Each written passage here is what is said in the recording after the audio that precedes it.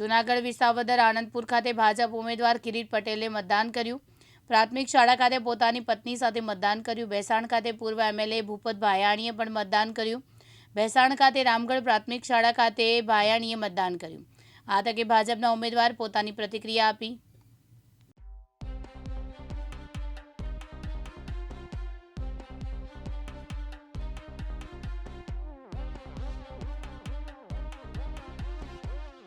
વિસાવદર વિધાનસભાની પેટા ચૂંટણીમાં મતદાન યોજાયું છે। મેં મારા બૂથ ઉપર આણંદપુર ગામે મારા મતનો સહી અધિકારનો ઉપયોગ કરેલ છે।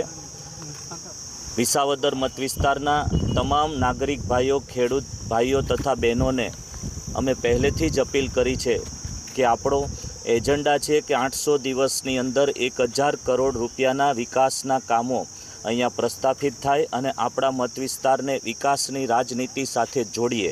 એ દિશામાં આજે 157 ગામે ગામથી લોકોનો ખૂબ જ ઉત્સાહ છે અને મને આશા છે કે 25,000થી પણ વધારે મતોથી ભારતીય જનતા પાર્ટીનો વિજય થશે। પ્રકાશ દવે સાથે યજ્ઞેશ ભટ્ટ, દિવ્યાંગ ન્યૂઝ, જૂનાગઢ।